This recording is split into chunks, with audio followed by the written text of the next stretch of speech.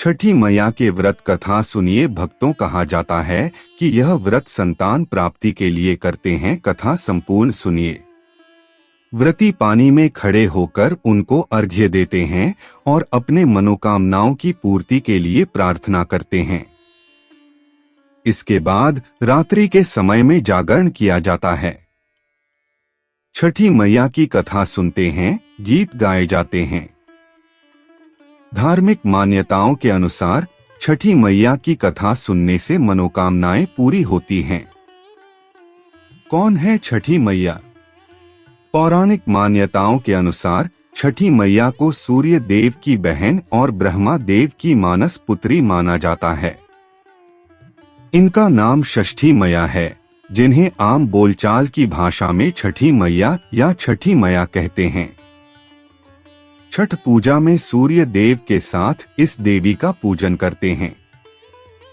एक प्रकार से सूर्य देव और छठी मैया भाई बहन हुए।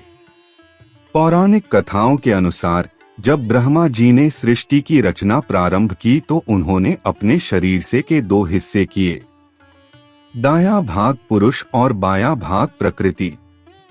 प्रकृति के छठे भाग से षष्ठी देवी की उत्पत्ति हुई है। इनको देवसेना भी कहा जाता है। जो व्यक्ति षष्ठी देवी की पूजा करता है उसके मन की मुराद अवश्य पूरी होती है। छठ पूजा व्रत कथा। एक समय की बात है, एक राजा प्रियंवद थे जिनकी पत्नी का नाम मालिनी था। विवाह के काफी वर्ष बीतने के बाद भी उनको कोई संतान नहीं हुई। तब उन्होंने कश्यप ऋषि से इसका समाधान पूछा तो उन्होंने पुत्र प्राप्ति के लिए यज्ञ कराने का सुझाव दिया। कश्यप ऋषि ने पुत्र प्राप्ति के लिए यज्ञ किया और राजा की पत्नी मालिनी को प्रसाद स्वरूप खीर खाने को दिया। उसके प्रभाव से रानी गर्भवती हो गई, जिससे राजा प्रियंवद बड़े खुश हुए। कुछ समय बाद रानी ने एक पुत्र को जन्म दिया, लेकिन वह भी मृत पैदा हुआ। यह खबर सुनकर राजा बहुत दुखी हो गए।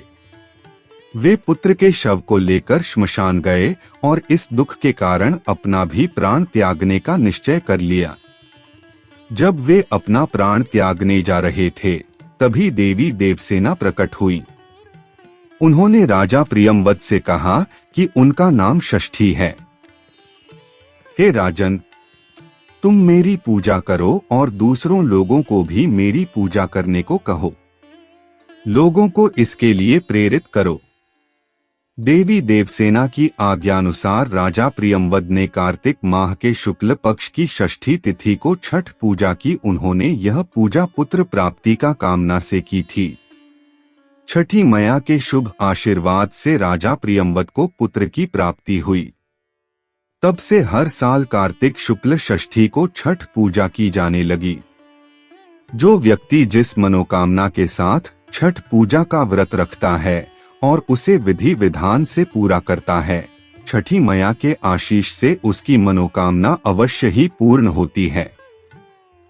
लोग पुत्र प्राप्ति और संतान के सुख जीवन के लिए यह व्रत रखते हैं। अब सुनिए दूसरी कथा। क्या आप जानते हैं कि सबसे पहले छठ पर्व किसने किया था? यह भी जानिए इस दूसरी कथा में। छठ पर्व से जुड़ी कई अनुश्रुतियां हैं, लेकिन धार्मिक मान्यता के अनुसार माता सीता ने सर्वप्रथम पहला छठ पूजन बिहार के मुंगेर में गंगा तट पर संपन्न किया था। इसके बाद से महापर्व की शुरुआत हुई। इसके प्रमाण स्वरूप आज भी माता सीता के चरण चिन्ह मौजूद हैं। वाल्मीकि रामायण के अनुसार ऐतिहासिक नगरी मुंगेर के सीता चरण में कभी मां सीता ने 6 दिनों तक रहकर छठ पूजा की थी। श्री राम जब 14 वर्ष वनवास के बाद अयोध्या लौटे थे तो रावण वध के पाप से मुक्त होने के लिए ऋषि मुनियों के आदेश पर राजसूय यज्ञ करने का फैसला लिया। इसके लिए मुग्दल ऋषि को आमंत्रण दिया गया था, लेकिन मुग्दल ऋषि ने भगवान राम एवं सीता को अपने ही आश्रम में आने का आदेश दिया।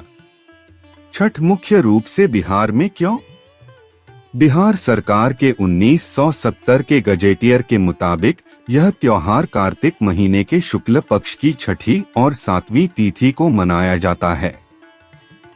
गजेटियर के मुताबिक छठ मगध का त्योहार है, यानी आज के बिहार और उससे सटे हुए पड़ोसी इलाकों का यह त्योहार रहा है। इसके मुताबिक सूर्य को कुष्ठ की बीमारी के उपचार के देवता के रूप में माना जाता है और सूर्य प्रत्यक्ष देवता माने जाते हैं। ऐसे में लोग गंगा में स्नान कर सूर्य को अर्घ्य देते हैं और अच्छे स्वास्थ्य के लिए प्रार्थना करते हैं। दरअसल ऐतिहासिक रूप से मगध के इलाके में कुष्ठ की बीमारी बहुत आम बात थी। सूर्य को इस बीमारी के उपचार के देवता के रूप में जाना जाता है। आयुर्वेद की चिकित्सा पद्धति में तो सन बाथ का भी जिक्र है। इसलिए गंगा नदी के किनारे सूर्य को अर्घ्य देकर ऐसी बीमारी से बचने या उसके ठीक होने की प्रार्थना की जाती है। आयुर्वेद के अनुसार हमारा शरीर धरती, जल, अग्नि, वायु और आकाश जैसे 5 तत्वों से मिलकर बना है। जब तालाब या नदी में खड़े होकर ऐसे त्योहार मनाते हैं तो हम इन 5 चीजों के संपर्क में होते हैं। लोक आस्था का त्योहार क्यों? परंपरा से यह त्योहार एक से दूसरे व्यक्ति और एक पीढ़ी से दूसरी पीढ़ी तक पहुंचा है। छठ के त्योहार में 90% लोग किसी तरह का मंत्र नहीं पढ़ते हैं। इसमें कोई पुरोहित नहीं होता है। इसमें संतान देने वाली छठी मैया और आरोग्य देने वाले भगवान सूर्य की प्रार्थना की जाती है। सूर्य की उपासना कई संस्कृतियों में की जाती है।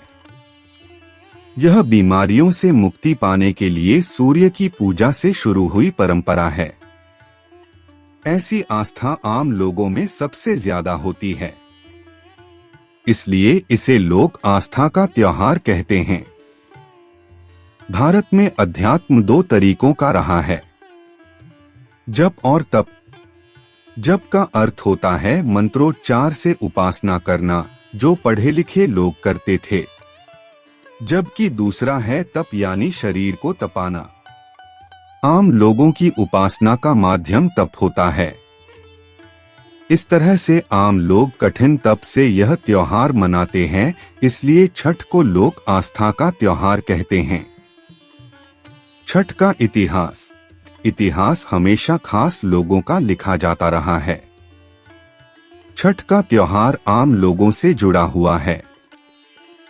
पुराने समय में राजाओं और सामंतों या धनी लोगों के इलाज के लिए वैद्य हुआ करते थे। आम लोग ईश्वर की आस्था के भरोसे बीमारियों से बचने की प्रार्थना करते थे और छठ इसी आस्था से जुड़ा हुआ था। इसलिए इसके बारे में लिखित रूप से कोई ऐसा दस्तावेज नहीं है जहां से पता चले कि यह त्योहार कब से मनाया जा रहा है। बिहार में पाल वंश के शासन के दौरान कई मंदिर बनवाए गए थे।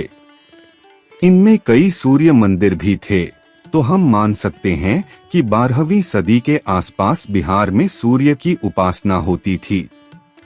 लेकिन संभव है कि छठ जैसा त्योहार उससे भी पहले से मनाया जा रहा हो, इसलिए पाल वंश के शासन के दौरान सूर्य मंदिरों का निर्माण कराया गया।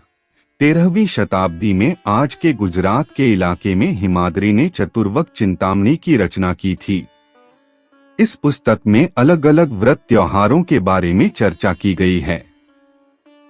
इसमें हर महीने की 7वीं तिथि को सूर्य को अर्घ्य देने का जिक्र किया गया है। इनसे भी करीब 120 साल पहले कन्नौज के गढ़वाल वंश के शासन में एक विद्वान मंत्री थे लक्ष्मीधर। लक्ष्मीधर ने अपनी रचना कृत्यकल्पत्रु में सूर्य उपासना का जिक्र किया है। वहीं बिहार सरकार के गजेटियर के मुताबिक पटना जिले के ही इस्लामपुर में मौजूद सूर्य मंदिर और उसके बाहर के तालाब में छठ पर्व मनाने की बड़ी मान्यता रही है। मौजूदा समय में भी दूरदराज से लोग यहां आकर छठ का त्योहार मनाते हैं। सामाजिक सद्भाव का त्योहार। छठ के त्योहार में कोई कर्मकांड नहीं होता है, इसलिए इसमें कोई पुजारी नहीं होता है। जिस तरह जन्म के बाद शिशुओं को कोई संक्रमण न हो, इसके लिए माताएं या शिशुओं के पास रहने वाली महिलाएं स्वच्छता का पूरा ख्याल रखती हैं और छठी का रस्म होता है। ठीक वैसे ही इस त्योहार में स्वच्छता को पवित्रता से जोड़कर उसका पालन किया जाता है कि बिहार के मिथिला में कई मुस्लिम परिवार भी छठ मनाते रहे हैं। उनके मुताबिक छठ का त्योहार धार्मिक और सामाजिक एकता का त्योहार रहा है। इसमें छठ करने वाली महिलाओं के अलावा सूपडाला बनाने वाले लोग, फसल पैदा करने वाले किसान, फल और प्रसाद बेचने वाले दुकानदार, घर, सड़क और घाटों की सफाई करने वाले पुरुष सदस्य सभी की अपनी अपनी भूमिका होती है। छठ और ज्योतिष। छठ का त्योहार साल में 2 बार मनाया जाता है। ज्योतिषीय मान्यता के मुताबिक सूर्य चैत्र महीने के आसपास जब मेष राशि में होते हैं, उस समय सूर्य को उच्च का माना जाता है। इस समय जो छठ मनाया जाता है उसे चैती छठ कहते हैं। कार्तिक महीने में सूर्य तुला राशि में होते हैं। यहाँ सूर्य अपनी निम्न राशि में होते हैं। धार्मिक मान्यताओं में यह समय कार्तिकेय के जन्म से जुड़ा हुआ है, इसलिए इस समय मनाए जाने वाले छठ की मान्यता सबसे ज्यादा है। प्रेम से बोलो छठी मैया की जय। वीडियो पसंद आई है तो लाइक कीजिए और चैनल को सब्सक्राइब कीजिए। इंदल वॉइस चैनल को हमारे इस चैनल पर व्रत कथा कर रिलेटेड वीडियो अपलोड होते हैं।